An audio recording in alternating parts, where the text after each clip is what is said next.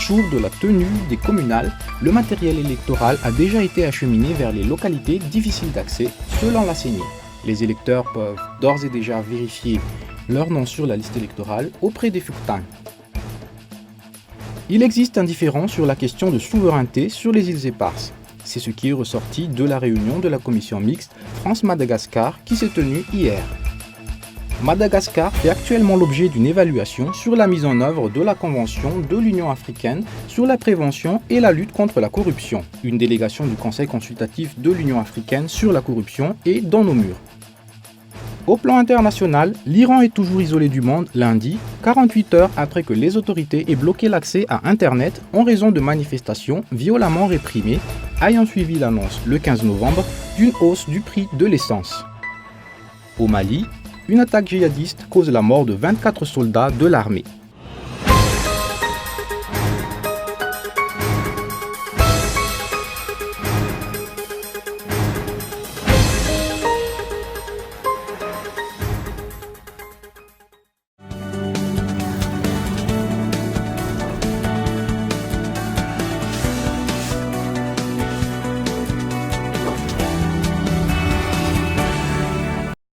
Geox, Puma, San Marina, Unisa, Tamaris, Guess, Minelli, JB Martin, Adidas, Fossil, Asics, New Balance et Ralph Lauren.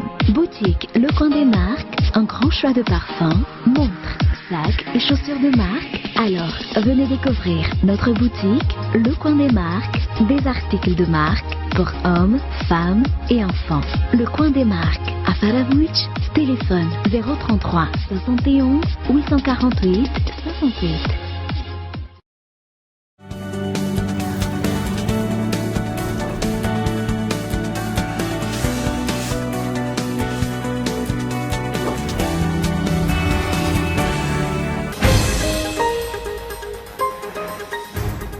Sept jours avant les élections communales, prévues pour le 27 novembre, la CENI se montre confiante.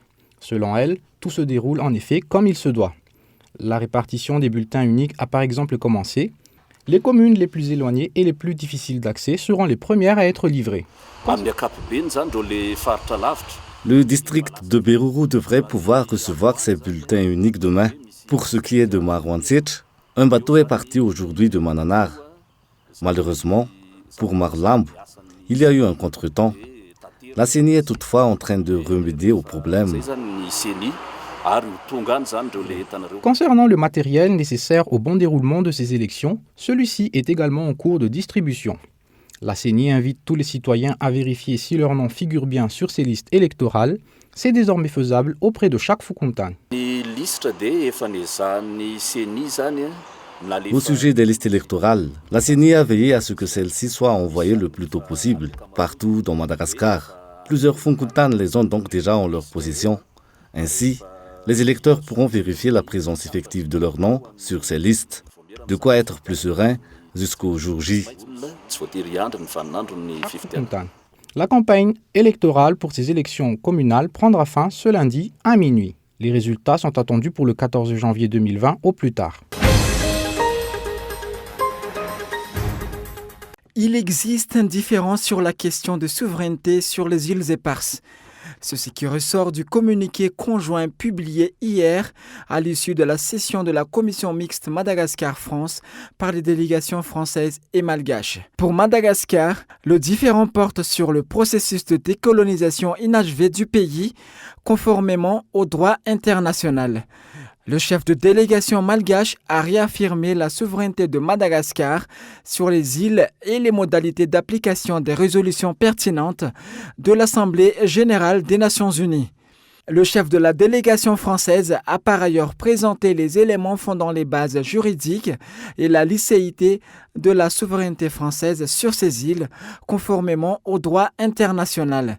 Les deux parties ont donc chacune avancé des arguments juridiques pour justifier leur souveraineté sur les îles éparses. Si Madagascar a pris acte des propositions de la France en faveur de perspectives communes de développement dans cette zone, la restitution de la souveraineté de Madagascar sur ces îles reste une question fondamentale dans la négociation et constitue une question devant être abordées préalablement à l'examen et à l'adoption d'une solution commune de développement, précise le communiqué. Les deux parties se sont engagées à poursuivre le dialogue dans un esprit positif et à se retrouver à Paris pour une prochaine session.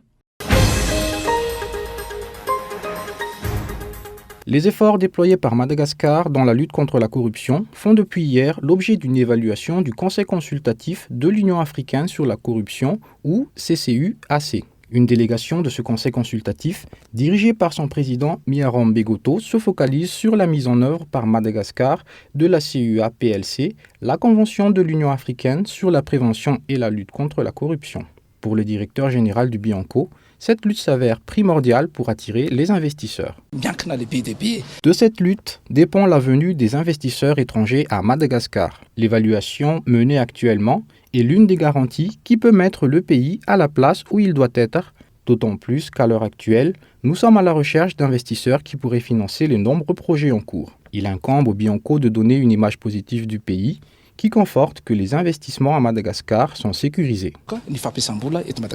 La délégation du Conseil consultatif de l'Union africaine sur la corruption procède donc actuellement à une série de rencontres avec les différentes entités œuvrant dans la lutte contre la corruption à Madagascar, dont le Comité pour la sauvegarde de l'intégrité, le pôle anticorruption, le service des renseignements financiers, ainsi que différentes instances du système judiciaire et des forces de l'ordre. Il est par ailleurs prévu un atelier associant tous les acteurs de la vie publique dans le pays. Les résultats de cette évaluation seront communiqués ce jeudi. Une formation destinée aux jeunes entrepreneurs intéressés par l'économie bleue a officiellement démarré aujourd'hui. Organisée par l'Organisation internationale de la francophonie, OIF, et par l'Organisation internationale du travail, OIT, cette formation fait suite au 15e sommet de la francophonie de Dakar en 2014 qui invitait les pays membres de l'Organisation internationale de la francophonie à protéger les intérêts communs, à améliorer le commerce, à investir et à promouvoir la créativité et les démarches novatrices. C'est dans cet esprit que nous appuyons l'entrepreneuriat des femmes et des jeunes pour le développement de leurs entreprises dans des filières innovantes. L'économie bleue est une opportunité de croissance durable pour l'Afrique, car notre continent compte 38 États côtiers et insulaires et un littoral de plus de 47 000 km. L'expansion de la pêche, de l'aquaculture, du tourisme, des transports et des ports maritimes peut conduire à réduire la pauvreté et à améliorer la sécurité alimentaire et énergétique, l'emploi, la croissance économique et les exportations, la santé des océans et l'utilisation durable des ressources marines.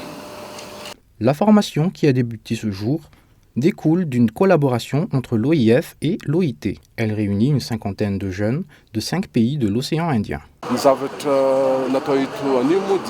Cette formation réunit aujourd'hui plusieurs pays dont Djibouti, Maurice, les Seychelles, les Comores et Madagascar, où des jeunes sont désireux d'entreprendre dans l'économie bleue.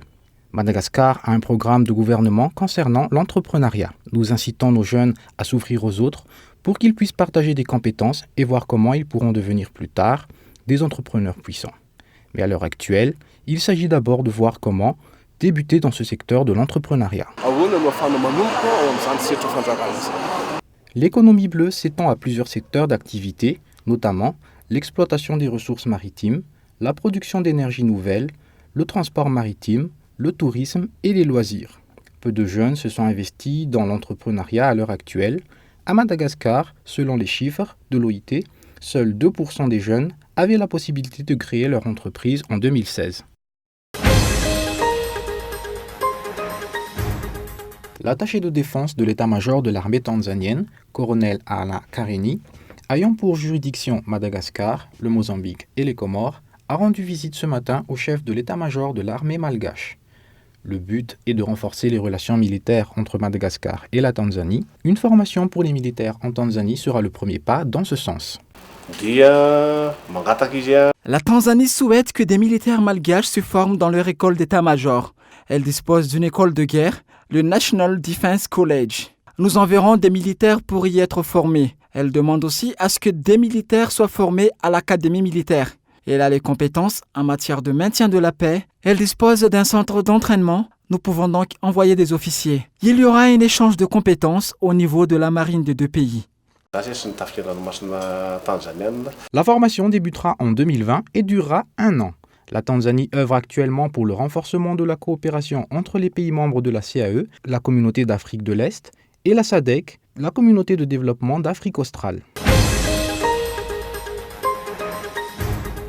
Les médias iraniens, donc le calme est revenu dans la plupart des villes du pays, et même à Téhéran, puisque les agences de presse iraniennes ne donnent aucune information sur d'éventuelles manifestations ou rassemblements, mais l'Internet est toujours très très limité ou coupé dans certains endroits. De même, les gardiens de la révolution, l'armée d'élite iranienne, a publié aujourd'hui un communiqué pour affirmer que désormais elle agira contre tout acte de trouble et toute tentative pour perturber le calme dans le pays. Donc, ce qui veut dire que l'ampleur du mouvement a été très grande ces derniers jours, et donc c'est une menace directe des gardiens de la révolution.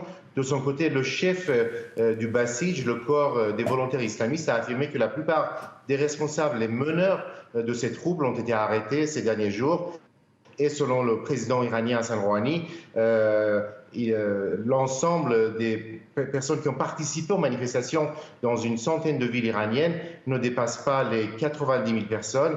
Donc, selon le gouvernement, c'est un mouvement qui est mineur et touche une petite minorité de la population iranienne. Selon un communiqué publié par l'armée malienne sur les réseaux sociaux, les forces armées du Mali et l'armée du Niger menaient une opération conjointe le long de leurs frontières communes cet après-midi. Une opération de traque et de terroristes, nous dit-on. Eh bien, c'est lors de cette opération qu'une patrouille a été attaquée. Et il y aurait ensuite eu un échange de tirs faisant 17 morts dans le camp des assaillants. Un nouveau bilan encore provisoire très lourd, alors que la semaine dernière, les FAMA avaient observé un repli stratégique pour resserrer leur rang vers l'intérieur du pays. Ils avaient abandonné 2 positions à la frontière du Niger, un repositionnement qui s'était accompagné d'une série d'opérations dans plusieurs localités, repères de groupes armés, notamment dans le centre, avec à la clé des saisies d'armes, de matériel. Pas assez, semble-t-il, pour contenir des assaillants toujours plus imprévisibles, organisés et redoutables. Cette nouvelle attaque est la suite d'une série qui avait commencé 1 mois auparavant, avec l'attaque de Boulkessi qui avait fait 40 morts. 15 jours après, celle du camp d'Indeliman avait fait 54 morts dans les rangs de l'armée malienne. Et c'est un nouveau revers non seulement pour les FAMA, mais aussi pour l'ensemble des partenaires engagés sur le front de la lutte antiterroriste au nord et au centre du pays.